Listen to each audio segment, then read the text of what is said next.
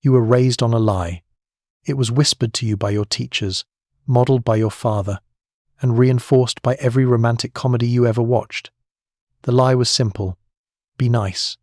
Be agreeable. Be safe. Put her needs before your own. Avoid conflict at all costs. If you do this, if you are a good boy, the world will reward you. Women will love you. Success will find you. But look at your life. The nice guy is not the hero of the story. He is the side character who gets used, ignored, and eventually resented. You open the doors, you pay the bills, you listen to the problems, you swallow your anger, and what do you get in return? You watch in confusion as the woman you adore chases the man who is selfish, the man who is dangerous, the man who doesn't seem to care half as much as you do. You tell yourself she's making a mistake. You tell yourself she likes bad boys because she's broken. But deep down, a cold truth is settling in your gut. She isn't broken. Your strategy is. The psychological reality is that nice is not a virtue. It is a pathology. It is a survival strategy adopted by young boys who are terrified of conflict and desperate for approval.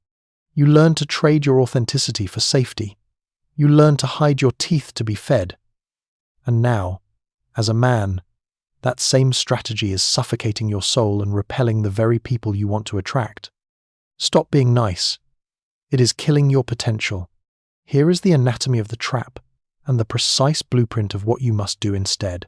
The pathology of nice. Understand this. Niceness is often nothing more than fear disguised as virtue. When you agree with a woman even though you disagree, that isn't kindness. When you apologize for something you didn't do just to stop an argument, that isn't peacemaking. That is submission. When you suppress your own desires to accommodate hers, that isn't generosity. That is dishonesty. The nice guy operates on a hidden transactional model. He believes that if he is compliant enough, the world will owe him love.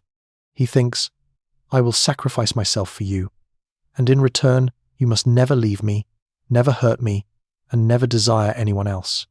But humans, especially women, have a highly tuned radar for this deception. She smells the fear on you. She knows that your smile is a mask. She knows that your agreeableness is a ploy to avoid rejection. And psychologically, there is nothing more repulsive to the feminine instinct than a man who is afraid of her. A woman cannot trust a man who cannot say no to her.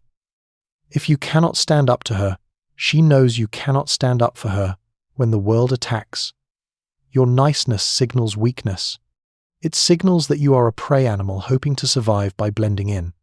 The emotional shift comes when you realize that your entire personality has been a defense mechanism. And the masculine reframe is this: you do not need to be a bad person, but you must stop being a harmless one. The shift from nice to kind. There is a profound difference between being nice and being kind. Nice is reactive. Kind is proactive. Nice is motivated by fear. Kind is motivated by strength. Nice is, I hope you like me. Kind is, I will help you because I can. A nice guy buys a woman a gift because he wants to buy her affection. He waits for a reaction. If she doesn't react well, he feels resentful. A kind man buys a woman a gift because he saw something she would like and he wanted to give it. He has no attachment to the outcome. He gives from a place of abundance, not deficit. The nice guy avoids the hard truth to spare feelings. The kind man tells the hard truth because he knows it is necessary for growth. Do this instead. Stop managing her emotions. Stop walking on eggshells. If she asks if she looks good in that dress and she doesn't, tell her the truth with love. It's not my favorite on you. The red one is better. The nice guy is terrified to say this. The kind man says it because he wants her to look her best. The moment you stop trying to manipulate her perception of you through niceness, you become real. The shift. From agreeable to authentic. The nice guy is a chameleon. He changes his colors to match the room. He likes the music she likes. He agrees with her political views. He has no center of gravity. He thinks this makes him compatible. In reality, it makes him invisible. A woman cannot connect with a mirror. She needs a solid object. She needs a man who has his own tastes, his own opinions, and his own code of honor. Do this instead. Practice the art of polarization. Be willing to disagree. Be willing to have a preference. When she asks, "Where do you want to eat?" do not say, "I don't know, whatever you want." That is the answer of a servant. Say, "I'm craving steak. We're going to the grill." If she hates steak, she will say so, and you can negotiate. Psychologically, polarization creates attraction. You cannot have electricity without a positive and a negative pole. If you neutralize yourself to match her, the charge dies. By standing firm in your identity, you create the friction necessary for the spark, the shift, from harmless to dangerous. Jordan Peterson famously said, "A harmless man is not a good man. A good man is a very dangerous man who has that under voluntary control." The nice guy prides himself on being harmless. He thinks aggression is bad. He represses his shadow. He hides his capacity for violence, for selfishness, for drive. He neuters himself. But women do not crave harmless men. They crave capable men. They crave the monster who has been tamed not by society, but by his own discipline. She wants to know that you could be dangerous if you had to be, to protect her, to protect your family, to defend your mission. If you are incapable of danger, you are not peaceful. You are helpless. Do this instead. Integrate your shadow. Go to the gym. Learn to fight. Develop your career with ruthless ambition. Stop apologizing for your masculinity. Stop apologizing for your sexual desire. When you look at her, don't look at her with the pleading eyes of a boy asking for a hug. Look at her with the intent of a man who desires a woman. It is terrifying for a nice guy to show his hunger, but it is essential. The emotional shift hits when you realize she doesn't want to be put on a pedestal. She wants to be taken. The masculine reframe is absolute. You must be a warrior in a garden, not a gardener in a war. The shift, from transactional to sovereign. The root of the nice guy syndrome is dependency. You are nice because you need something. You need her validation to feel worthy. You need her sex to feel like a man. You need her presence to feel safe. This neediness is a stench. It leaks out in your texts. Why didn't you reply? In your behavior, I did this for you. Why won't you do this for me? And in your anxiety, a sovereign man is not nice because he doesn't need to trade for approval. He approves of himself. He has a mission that is bigger than his relationship.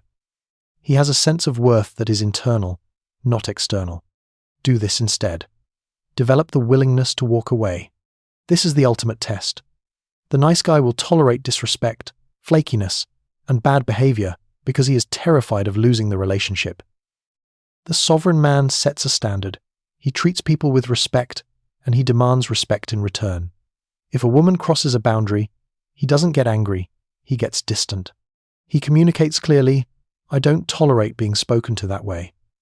If she continues, he walks away. Not as a manipulation tactic, but because he respects himself too much to stay. When a woman realizes that you are willing to lose her to maintain your dignity, her respect for you skyrockets. She realizes you are not desperate. You are choosing her, not needing her. The shift. From perfect to real. The nice guy is obsessed with maintaining a perfect image. He hides his flaws. He hides his mistakes. He tries to be the Prince Charming who never messes up. This creates a sterile, plastic relationship. It feels like a performance. Intimacy requires vulnerability. Not the vulnerability of a victim, "I'm so broken, fix me," but the vulnerability of a leader, "I made a mistake." Do this instead. Own your flaws. If you screw up, don't make excuses. Don't try to nice your way out of it with flowers and apologies. Look her in the eye and say, "I messed that up. It won't happen again." And then move on. Stop trying to be her therapist, her girlfriend, and her savior. The psychological mechanism of respect. Here is the brutal truth about female psychology that the nice guy refuses to accept. She cannot love you if she does not respect you. And she cannot respect a man who has no boundaries, no spine, and no teeth. When you are nice, you are handing her your power. You are saying, "You are the authority. You decide my worth." You think this is romantic. She feels it as a burden. She doesn't want to be your judge. She wants to be your partner. She wants to relax into her feminine energy. But she can only do that if she feels the masculine container around her is strong enough to hold her. Your niceness is a cracked container. She acts bitchy, distant, or cold not because she hates you, but because she is testing the container. The nice guy collapses immediately, apologizing and scurrying to fix it. The sovereign man stands still, unbothered, and says, "Stop." The emotional shift. The transition from nice guy to sovereign man is painful. You will feel guilty. You will feel selfish. You will hear the voice of your mother or your teachers telling you that you are being mean. You must let that part of you die. You are killing the boy to birth the man. You are sacrificing the illusion of safety for the reality of power. The moment you stop seeking approval is the moment you become free. You will notice a shift in how the world treats you. Men will respect you more.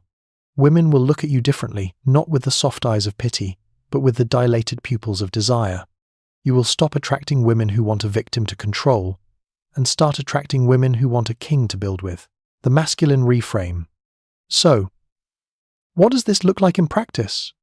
It looks like silence when you have nothing to say, rather than nervous chatter. It looks like eye contact that doesn't break first. It looks like buying yourself a steak because you earned it, not buying her a purse so she'll like you. It looks like saying no to a request that drains you without offering an excuse. It looks like pursuing your purpose with a relentless fire and letting her join you on the journey if she can keep up. Stop being nice. Be kind, be strong, be honest, be dangerous. The world has enough doormats. It needs more men who are willing to stand up, even if it means standing alone, because the man who stands alone is the only one who can ever truly lead. The mask is off. The performance is over. Welcome to your life.